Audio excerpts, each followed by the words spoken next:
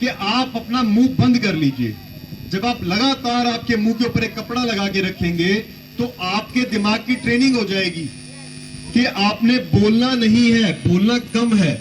और जब आप इसको लगा के रखेंगे तो आपने देखा वो दो तनियां होती है साइडों में, देखी है कि नहीं देखी आप लोगों ने? वो दो तनियां जो है आपके कान जो है उनको आगे की तरफ झुका देगी, देखा होगा आपने। दोनों जो आपके कान है उनको आगे की तरफ झुका देगी। उससे आपका जो मनोवैज्ञानिक स्तर है उस पे एक संकेत जाएगा, आपका ब्रेन प्रोग्राम हो जाएगा कि आपने सुनना है लेकिन बोलना नहीं है। यही है जो सरकारें हैं, जो तंत्र है, इस समय पे वो आपसे यही चाहता है कि आप बोलना बंद कर दें, आपके हक की आवाज उठाना बंद कर दें, जो किसानों के मुद्दे हैं वो बंद हो जाएं, जो भी यहाँ पे षड्यंत्र चल रहे हैं उसके बारे में आप ना बोलें, जो मेडिकल माफिया कर रहा है आपके साथ आप ना बोलें। तो ये आपकी जो आजादी है उसको खत्म करना चाहते हैं। और इतना ही नहीं, ये खत्म करके सिर्फ खत्म ही नहीं करना इन्होंने, जब आप ये मुंह के कच्चे लगाएंगे तो आपको हजारों तरीके की बीमारियां पैदा होनी शुरू हो जाएंगी। फिर ये उन बीमारियों के नाम देंगे कि ये फलानी चीज की वजह से हुआ। फिर ये आपको कहेंगे आप इसका जो है टेस्ट करवा लीजिए, जो एक फर्जी टेस्ट है, जो कि टेस्ट नहीं है। मैं इसको कहूंगा ये गुलामी का सबब है, क्योंकि मिस्र की सभ्यता के अंदर जो गुलाम गुलामी को स्वीकार नहीं करते सही तरीके से और उछलने कूदने की कोशिश करते थे, अपने मालिक के खिलाफ कुछ बातें सोचने लगते थे, उनके नाक के अंदर एक इतना बड़ा सुआ डाला जाता है उनके नसिका के माध्यम से, ताकि उनके नाक और मस्तिष्क के बीच में एक झिल्ली जो होती है वो झिल्ली फट जाए। जब वो झिल्ली फटेगी तो आपका मस्तिष्क जो है सही तरीके से काम नहीं कर पाएगा। वो काम ना करने के बाद आपका शरीर जो है उसको रिपेयर करने में लग जाएगा। साथ ही साथ वो जब रिपेयर नहीं हो पाएगा, वहां पे जब मोरा हो जाएगा, तो जब आप सांस लेंगे तो उससे आपको अनेक प्रकार की बीमारियां पैदा होनी सुनिश्चित है। तो ये लोग आपको निरंतर गुलाम बना के रखना चाहते हैं। मैं आपको बताना चाहूंगा, इन सरकारों ने आपको लगातार ये कहा कि आप घरों के अंदर बंद हो जाइए। इसके लिए एक शब्द का इस्तेमाल किया गया, क्वारंटाइन, जो कि और कुछ नहीं, हमारी सामान्य भाषा के अंदर यह है कि अपने घर को ही, अपने कमरे को जेल मान के आप उसके अंदर बंद हो जाइए। इन्होंने ऐसा षड्यंत्र खेला आपके साथ। पहले के टाइम में जब हमारे आसपास के लोगों में कोई बीमार पड़ता था, कोई अस्पताल जाता था, किसी को कोई तकलीफ होती थी, तो हमारे गांव के लोग क्या कहते थे कि जाओ इनसे मिलो, इसको जो है मनोबल मिलेगा, मिलने से हमारी इम्यूनिटी बूस्ट होती है।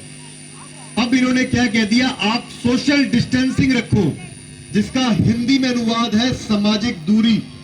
ये हमारा समाज तोड़ना चाहते हैं। जो हम लोग पहले बैठा करते थे आपस में, जो चौपाल पे बैठते थे, इन्होंने बैठना बंद कर दिया। इन्होंने पंचायतों के इलेक्शन बंद कर दिए। सारी की सारी ताकत जो है तंत्र के पास पहुंचा दी। आज वीडियो के पास सारी ताकत है। जो आप पंचायतों में जो काम करा करते थे, ग्राम के लोग जो थे वो डिसीजन लेते थे, ग्राम सभा के डिसीजन होते थे, वो सारी ताकत इन्होंने अपने हाथ में ले रखी है। आज क्यों ले रखी है? आप लोगों ने सवाल नहीं पूछा। और सवाल आप पूछेंगे कैसे? जब आप सवाल पूछेंगे तो आपको कहा जाएगा मुंह पे कच्छे लगा लो, क्योंकि ये आपके हक की आवाज दबाना चाहते हैं, गांव की आवाज दबाना चाहते हैं। ये स्मार्ट सिटी के नाम पे सर्विलेंस स्टेट बनाना चाहते हैं, जहां पे सब जगह पे कैमरे लगे होंगे। ये आपके जो है बिहेवियर को कंट्रोल करना चाहते हैं। मैं आपको बताना चाहूंगा, जो इन्होंने लॉकडाउन लगाए, जो आपको कहा बार बार कि अपने काम धंधे दुकान जो है बंद कर दो और अपने घरों के अंदर बंद हो जाओ, और कोई फर्जी महामारी फैल रही है, इस चीज के नाम पे आपको कहा गया कि आप जो है अपने घरों के अंदर बंद हो जाओ। तो ये जो लॉकडाउन लगाए गए, इसके लिए कंपनसेशन का प्रावधान होता है सेक्शन 12 के अंदर। आपदा प्रबंधन का जो कानून इन्होंने लगा रखा है, आज आपके संविधान के ऊपर जो संविधान के सारे जो अनुच्छेद हैं उनको चीरता हुआ बाहर निकल के उसने सारी की सारी ताकत जो है इस आपदा प्रबंधन के जो अधिकारी हैं, जो कि डिस्ट्रिक्ट लेवल पे डिस्ट्रिक्ट मजिस्ट्रेट या डिस्ट्रिक्ट कलेक्टर होता है, उसके हाथ में दे दी। उन लोगों के पास आपको अर्जी लगा सकते थे आप, लाखों, मैं कहूंगा करोड़ों लोगों ने अर्जियां लगाई सेक्शन 12 के तहत डिजास्टर मैनेजमेंट एक्ट के अंदर, लेकिन किसी को भी कंपनसेशन नहीं मिला। तो ये कौन होते हैं लगाने वाले इस प्रकार से आपको लॉकडाउन, जबकि ये अपने ही कानून को नहीं मानते, जबकि अपनी एडवाइजरीज को नहीं मानते। जो एक्ट इन्होंने पारित किया 2005 में, ये सोच के कि आपके ऊपर इस प्रकार की फर्जी बीमारी लाई जाएगी, और आज आपको उसी से आपका गिट्ठा मोचने की कोशिश की जा रही है। ये आपके हक की आवाज जो है आप लोगों को लड़नी होगी।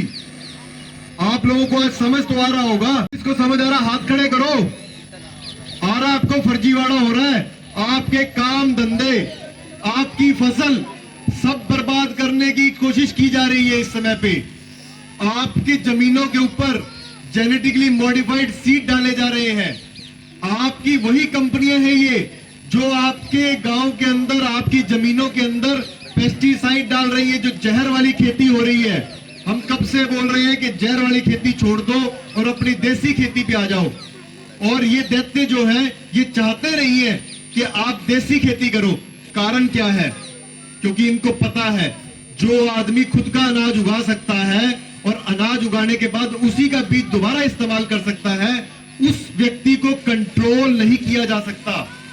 इसीलिए ये आपके बीज का नाश कर रहे हैं, आपके जमीनों के बीज का नाश कर दिया, जो फसल के बीज थे, फिर इन्होंने डंगरों के बीज का नाश कर दिया, आज मानस के बीज नाश करने की तैयारी की जा रही है। ये जो फर्जी टीके जिसको कहा जाता है कि ये किसी चीज के काम आएंगे, इसके फायदे नहीं बताए जा रहे आपको, इसके नुकसान भी नहीं बताए जा रहे, जो कि कंपनियां लिख के दे रही हैं, और आपको सिर्फ और सिर्फ गुमराह किया जा रहा है कि शायद ये कुछ मदद कर देगा। कहते हैं may be it may help you. इस प्रकार से आपको मूर्ख बनाने की कोशिश कर रहे हैं ये। लेकिन इनके जो नुकसान है, जैसे कि हार्ट की वेसल्स का फूल जाना, इन्फ्लेमेशन होना उसके अंदर, जिसको मायोकार्डिटिस बोलते हैं। आज आपने सुना होगा, अखबारों में पढ़ा होगा कि छोटे छोटे बच्चों को, 20-20 साल के बच्चों को जो है हार्ट अटैक आ रहे हैं, और अखबारों में क्या सुर्खियां दी जा रही है कि ठंड बढ़ गई है इसलिए हार्ट अटैक आ रहे हैं। अरे भाई, ठंड पहले पड़ी नहीं क्या कभी? आप बताओ, पहले के कभी ठंड नहीं पड़ी? इन फर्जी टीकों से लोग मरने लग रहे हैं।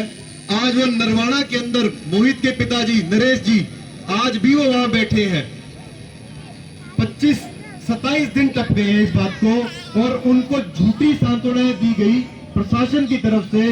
कुछ लोगों ने आके इन दवाई कंपनियों की दलाली की और उनको कहा कि आपको जो है हम कुछ कंपनसेशन दिलवा देंगे और आपको जो है कुछ ना कुछ आपकी कार्रवाई हो जाएगी। लेकिन आज तक जो दोषी हैं उनके खिलाफ कार्रवाई नहीं हुई। हमने एडिशनल एफआईआर के लिए कागज दिए, वो भी नहीं फाइल हुए। और सिर्फ ये लोग कोशिश करते हैं कि पूरे सिस्टम के अंदर जो नीचे वाला है, जैसे कि आशा वर्कर्स हैं, ये लोग उनको फंसाने की कोशिश करेंगे। ये ऊपर वाले अफसर हमेशा निकल जाते हैं कचहरियों में, संविधान के दायरे में रहते हुए। जो कोर्ट्स हैं, उन कोर्ट्स के अंदर आके ये तो अपने बयान दे जाते हैं कि ये टीका जो है स्वैच्छिक है, लेकिन नीचे से क्या दबाव दिया जाता है? आपको कहा जाता है कि आप नहीं लगाएंगे तो आपका राशन रुक जाएगा, आप नहीं लगाएंगे तो आप स्कूलों में नहीं जा पाएंगे, आप नहीं लगाएंगे तो आपको सार्वजनिक स्थल पे नहीं जाने दिया जाएगा, आप नहीं जाएंगे तो आप जो सरकारी बिल्डिंग्स हैं, जहां पे सरकारी कामकाज चल रहे होते हैं, वहां पे नहीं जा पाएंगे। तो मैं कहना चाहूंगा, ये लोग कौन होते हैं इस प्रकार की बंदिशें लगाने वाले आपके ऊपर? ये जो प्रॉपर्टीज हैं, ये प्रॉपर्टीज आपकी है, सरकारी प्रॉपर्टीज ये सभी आपकी है, और इनके ऊपर आपका अधिकार है, ये आपके पैसे से बनी है, तो इनके अंदर आप जाने का पूरा अधिकार रखते हैं। आज तक इन लोगों ने कोई एविडेंस नहीं दिया कि ये जो फर्जी बीमारी है ये कहां से आई, कैसे आई और इसका पता कैसे लगता है।